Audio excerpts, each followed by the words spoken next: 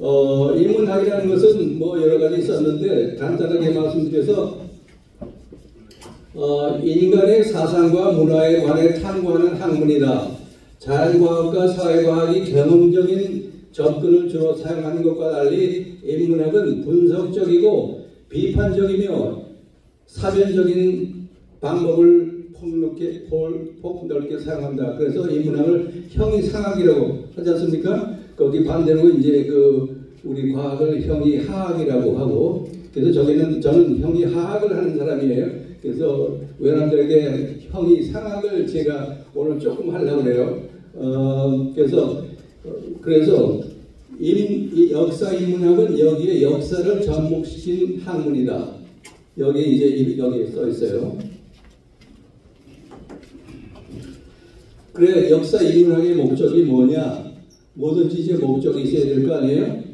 그래서 이 강의는 필자가 KBS에서 보증된 방송, 특히 KBS 역사 스페셜, 조선일보 등을 주로 근거로 우리가 위대하고 장구한 역사를 가진 한민족의 후손임을 강조하고, 특히 한국 이민자 및 후손들에게 우리 민족의 정체성과 우수성을 고취하고 아틀란타 한인사회의 통합과 치유를 영원한 바람으로 편집하였고, 단순히 역사를 강의 위하여 만들어진 내용을 아님을 강조한다. 그래서 인용을 주로 이제 하려고 노력했는데 인용이 빠졌으면은 좀 용서를 빌겠습니다. 그래서 위대한 한민족, 제가 이제 지난 몇 년 동안 한국 역사를 공부하다 보니까 한민족이 정말 위대한 민족이에요. 그래서 제가 쓴 말이 뭐냐면, 한민족은 동아시아에서 6,000년 이상을 지켜온 찬란하고 유구한 역사를 자랑하는 위대한 배달민족이다. 그래서 10개의 CNS에서 증명을 하려고 하였다. 여러분들 지금 카피 가지고 계시죠? 한민족의 지정학적 리스크가 큼에도 불구하고 어떻게 장구한 시간 동안 소수민족의 정체성을 유지할 수 있었으며, 어떻게 동아시아 정치, 역사, 문화에 크게 공헌할 수 있었는가를 고찰해 볼 때 답은 한 가지로 설명할 수 있을 것이다. 한민족의 우수성. 그 이상 설명이 안 돼요. 그런데 아까 잠깐 얘기했지만은 우리는 배달민족. 여러분들 자꾸 배달민족 하는데, 배달민족이 뭐냐? 배달민족이라고 할 때는 발달에서 왔다. 발달은 밝은 땅이라는 뜻이다. 닫은 땅이라는 의미다. 햇볕이 안 드는 땅을 응다리라 하고, 햇볕이 드는 땅을 양다리라 합니다. 이게 우리 자주 쓰는 원어 아닙니까? 그렇다면 배달의 후손이라고 왜 배달의 후손이라고 할까? 배달은 우리 민족의 주축을 이룬 최초의 국가 이름이다.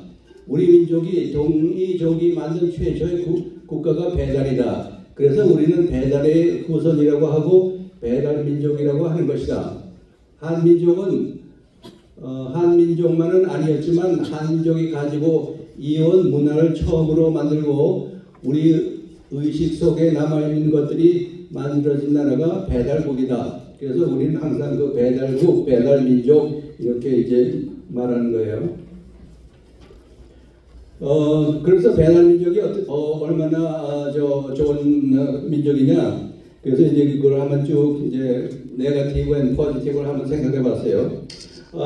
그래서 IQ, 여러분들 IQ 높으시죠? 그래서 한민족이 얼마나 IQ가 높은가, 이제 이런 기관에서 한 거를 보니까 5번째요. 근데 일본이 첫째고, 그 다음에 한국이 내야만 이랬는데, 넘버 1하고 넘버 5 한국하고 차이가 별로 없어요. 2포인트밖에 없어요. 그런데 여러분들 아시지만 한민족이 굉장히 스마트한데, 세계에서 제일 IQ가 높은 친구가 이 김용훈이라는 사람이에요.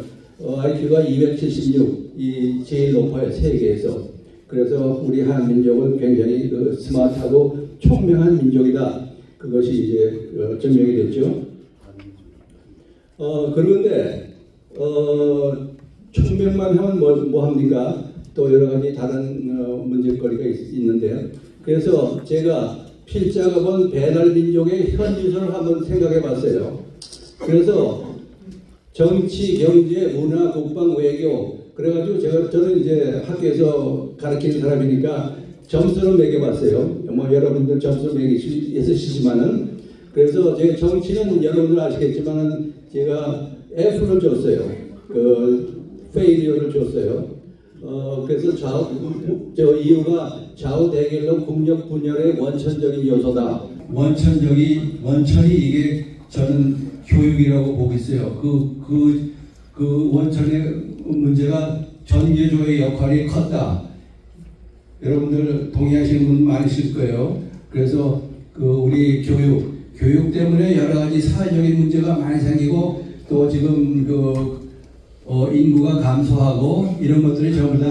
그래서 이건희 회장이 몇 년 전에 얘기한 거 여러분은 잘 기억하실 수 있습니다. 행정력은 365, 정치는 46. 정치가 제일 나쁘죠. 기업 경쟁력은 26. 이렇게 해가지고 이제 많은 좀 두드러 맞고 그랬는데 이게 이 사람이 옳은 말을 하셨어요. 모여가지고 이제 싸움하는 그런 것들. 정치가 지금 엉망이지 않습니까? 아마 지금은 더 했을지도 몰라요. 그래서 제가 아까 말씀드렸지만 한국 역사를 갖다가 좀 공부해 보니까 한국 역사가 굉장히 위대한 역사다. 한국의 위대한 역사는 한국 민족에서 나왔다. 배달 민족에서 나왔다고 저는 생각하는데 그래서 그걸 여러 가지 이제 공부를 하다 보니까 이런 10가지의 서브젝트를 갖다가 제가 만들었어요. 슬라이드를 만들었어요. 그래서 첫 번째 한민족과 우리만의 기원 오늘 얘기할 거고 그 다음에 한민족의 자랑 고구려 전쟁 역사 뭐 여러분은 잘 아시겠지만 그래도 중요한 서브젝트이기 때문에 제가 여기다 리스트했고 그 다음에 백제 패망의 진실과 부여 태비 스토리 여러분들 잘 그냥 아시지만은 자세한 거는 모르실 거예요. 그걸 여기서 이제 굉장히 흥미로운 그런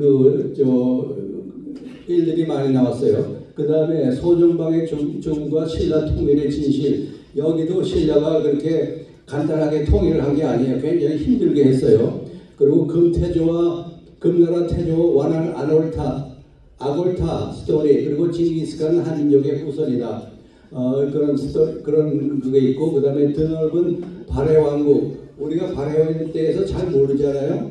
그러니까 발해에 대해서 이제 우리가 이제 앞으로 이제 계속 많이 알아야 될 것 같아요. 그리고 고구려 유민이 당나라에 세운 이정기 왕국 여러분들 잘 모르실 분들이 많을 거예요.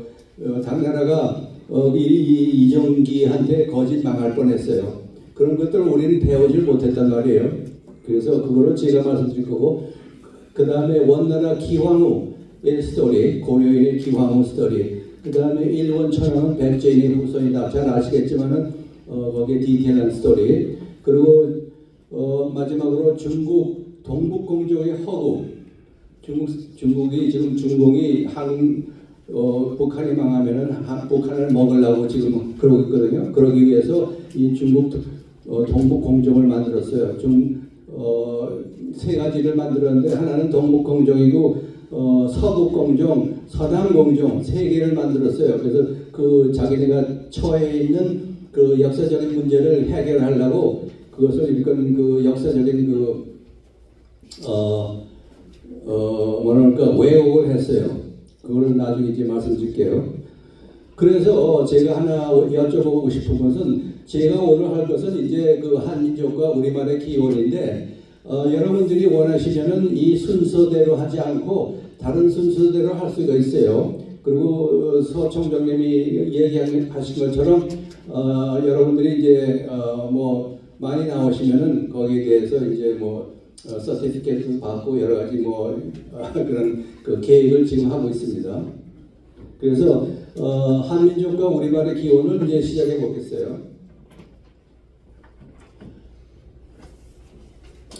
그래서 일본의 한민족 역사 왜곡 여러분들도 잘 아시겠지만 디테일한 거는 이제 모르실 테니까 그래서 조선사 편수를 위한 모임은 사이토 총독, 그러니까 그 한국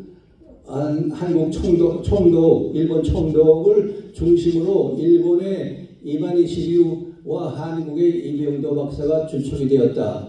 이들은 한국 고대사가 식민사관으로 흐르는데 결정적인 역할을 한 사람들이다. 이 같은 식민주의 사관은 해방 이후에도 오랫동안 제도권 사학계의 흐름을 이은 감이 없지 않다. 그러니까 36년 동안 우리를 지배하면서 많은 역사를 왜곡을 했어요. 그래서 역사가 얼마나 중요하냐, 그거를 이제 그 신백강 교수님이 간단 명료하게 말씀하셨는데, 신백강 교수님은 이제 한국정신문화연구소 교수고 민족문화연구소 원장이에요. 그래서 그 애국 역사가입니다. 그래서 이분이 말씀하신 걸 여기서 뒤에서는 잘 안 보이시지만 제가 읽어드릴게요.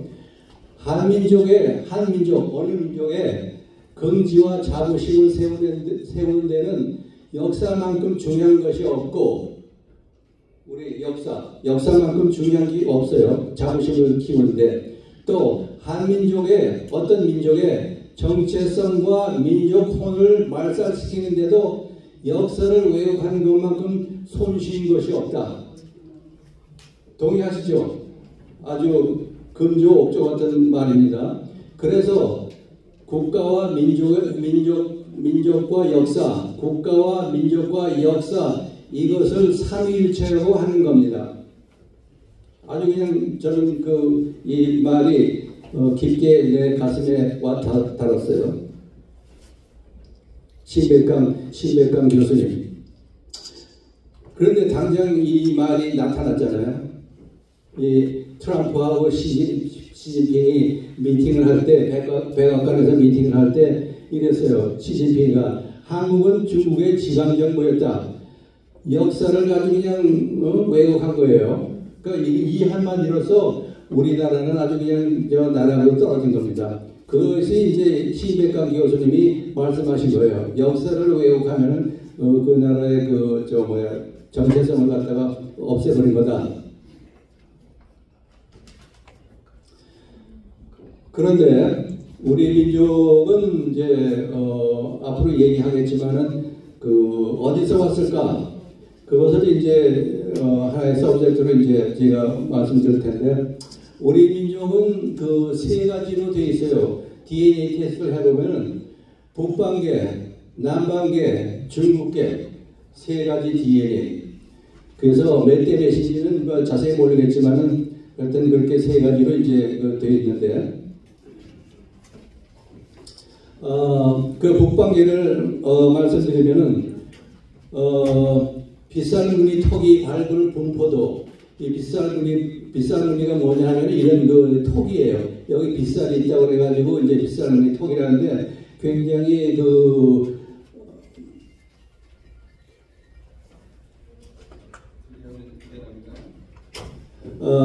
빗살무늬 턱이가 이게 굉장히 고증을 하는데 굉장히 중요한 역할을 한다고 그래요. 고고학에서. 그래서 빗살무늬 폭이 분포도를 보면 한민족의 이동이 추정된다. 우리 한민족이 이제 여기서 이제 와가지고 이쪽으로 이제 옮겼다고 그러는데, 그래서 빗살무늬 토기가 여기 전부 다 발견된 곳이에요. 이것들이 여기 이 지역이. 그래서 환단곡이라는 데가 있는, 환단곡이라는 책이 있는데, 거기 보면은 이제 제가 조금 이따 설명을 드리겠지만은, 환국시의 영토, 환국이라는 것은 고조선 이전에 그 영토를 우리 동서가 2만 리, 남북이 5만 리라고 했어요. 이 환단곡기에. 이번에 진짜인지 가짜인지는 모르지만은 하여튼 우리 민족한테는 굉장히 근기를 가지고 강지게 되는 그런 스테이트멘트 같아요. 그래서 우리 대부분 이제 알고 있지만은 우리 민족은 이 근처 파밀 공원에서 이제 왔다고 우리는 이제 믿고 있잖아요. 그래서 한민족은 중앙아시아 파밀 공원에서 왔다. 그런데 그 에비던스가 있어요. 에비던스가 뭐냐면은 산스크리트 버머라고 하는데 산스크리트 버머 우리말로는 버머라고 그래요. 이 버머는 인도 북부 히말라야 지역에서 기원함. 이 산스크리트어가 이 근처에서 써있었는데 우리가 이제 조금 이따 보여드리겠지만 우리 말이 산스크리트어입니다. 저도 그걸 확신을 했어요. 그래서 우리 민족은 파밀리 공원에서 왔다. 근데 이게 이동을 할 때 언어를 가지고 왔다. 그것이 이제 제가 말씀드릴 거예요.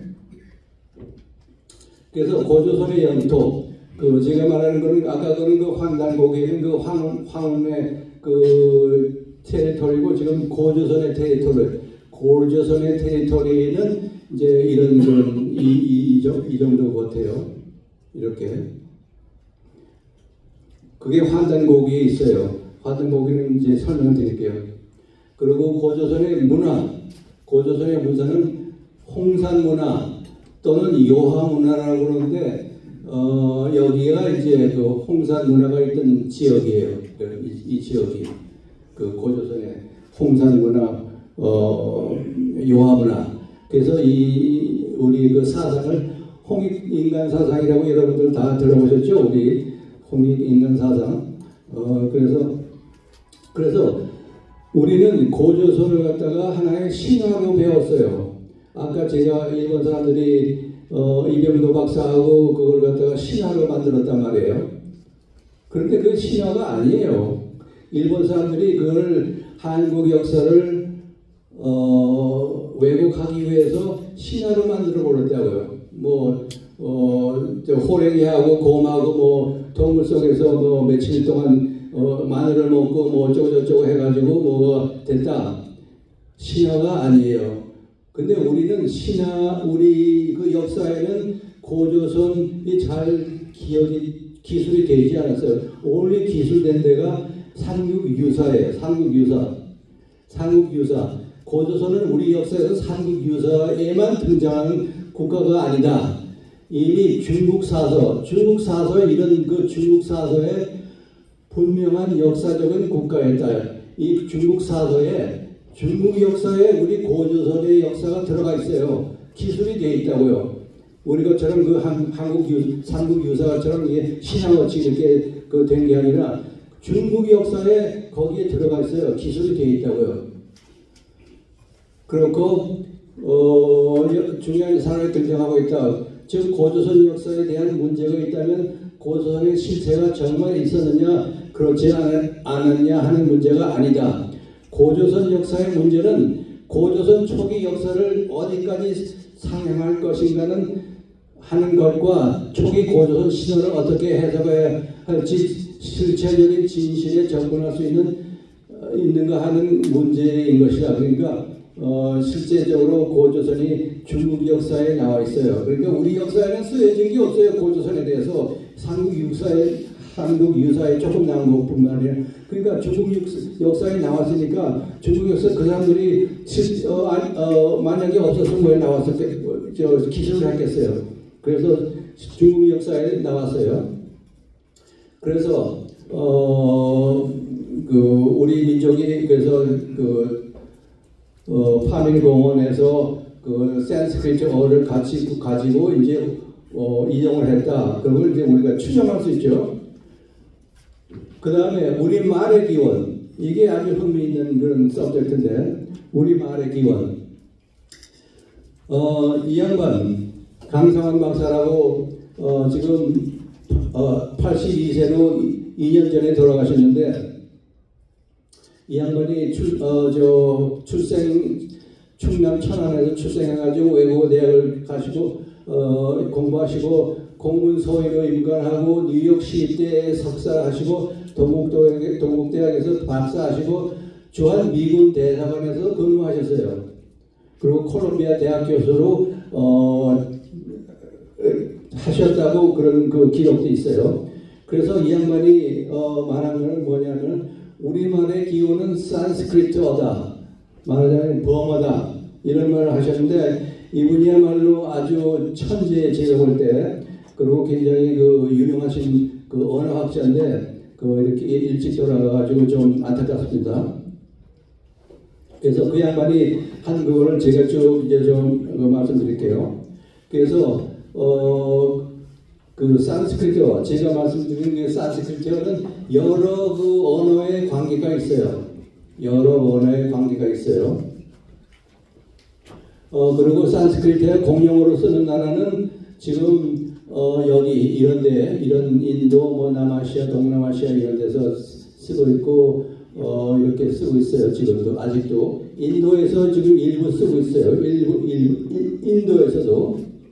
그래서 제가 인도 포스터가 하나 되고 있는데 그 친구 보고 산스크리트어 아냐고 모르니까 안다고 그러더라고요. 그 산스크리트어는 그 알파벳이 50자예요.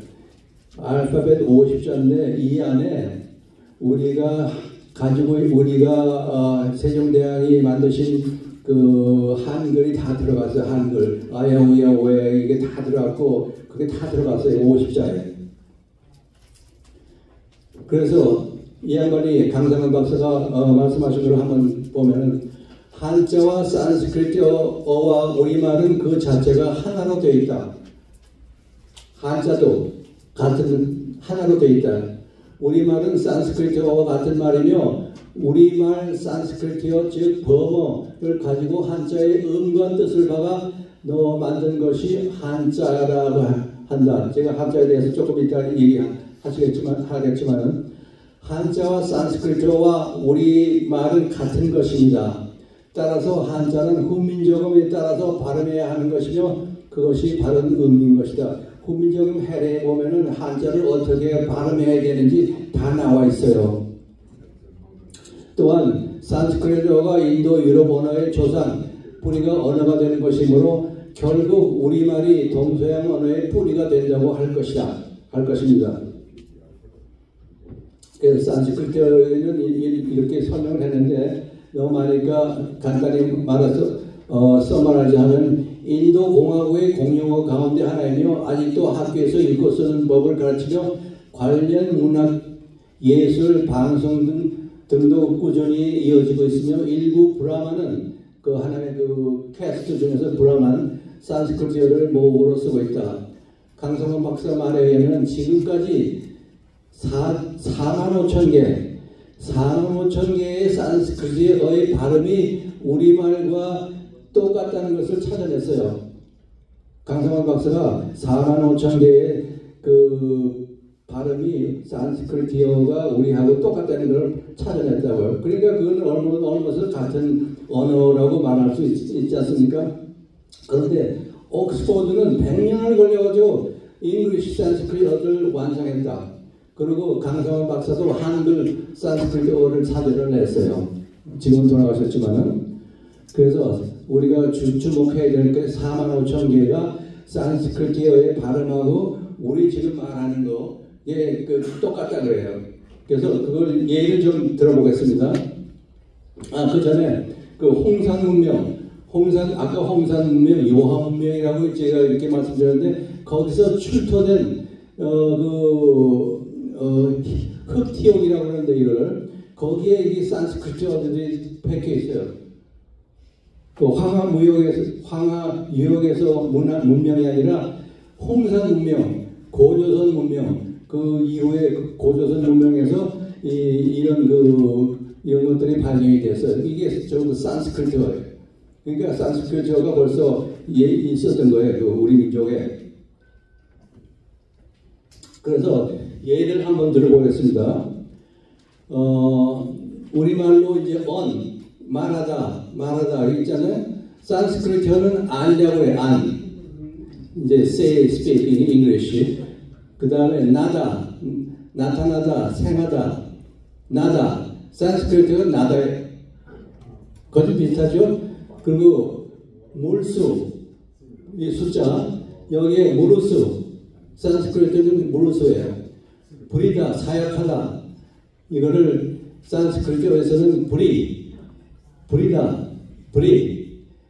그 다음에 어둡다. 산스크리트어에서는 어두마, 길이, 빛깔, 빛깔라, 다시 깊이 생각한다, 다시 생각한다, 뭐 그런 말 있잖아요. 다시, 여기서도 다시, 쓸어버리다, 청소하다, 쓸어버리다, 쓸어버리다, 빗으로 쓸어버리다, 버리라, 사나이, 군인, 산스크리트어가 사나이, 놀랍지 않습니까? 그리고 계집애가 개야 집애예요. 그 경상도에서 그런 이 계집애 그렇게 하잖아요. 그리고 집이 또 우리하고 똑같아요. 그래서 그 강성원 박사가 특히 그 주목한 것은 경상도 사투리, 전라도 사투리, 이북 사투리에 이 산스크리트어가 다 들어있어요. 예를 들어서 쓰라버리다, 비쓰라버리다, 뭐 이런 거, 이 사나이. 한 가지 더 보겠습니다. 바느질하는데 산스크리트어는 바니, 꽃이,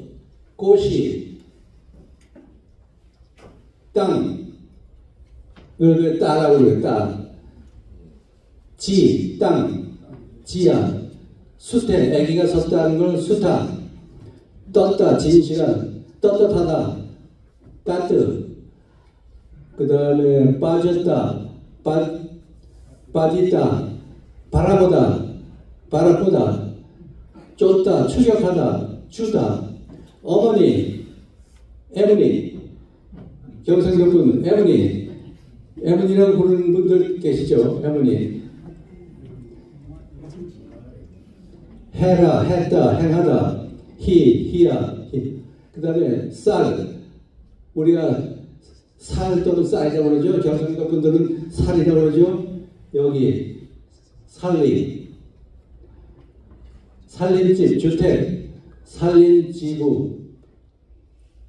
중국 학자들의 주장을 보면은 중국의 세계적인 대물로 린웨이탕 그 양반이 얘기한 게 한자는 한국인의 조상인 동이족이 만들었다. 그렇게 말했어요. 그리고 이 순평회장이라는 사람은 동이가 문자를 창조했다는 것은 의심할 여지가 없다. 그 다음에 이 왕위저라는 그 사람은 이 한자가 동이민족의 문화로 추정된다. 그 다음에 중국 학자 장원, 이 사람도 동이족이 만들었다고 그랬고, 그 다음에 대만의 문자학자 이경재는 이게 굉장히 흥미로운 이야기인데, 중국 문자는 동인이 창조하였으며 공자도 동이족인 은나라 사람의 후예이며 공자의 고향인 곡부는 곧 소호 금촌의 옛 도시로서 동이문화의 발원지다. 공자도 그러니까 동이족이며 동이족의 문화에 영향을 받은 사람이다. 그런 뜻이래요. 그렇게 말하죠.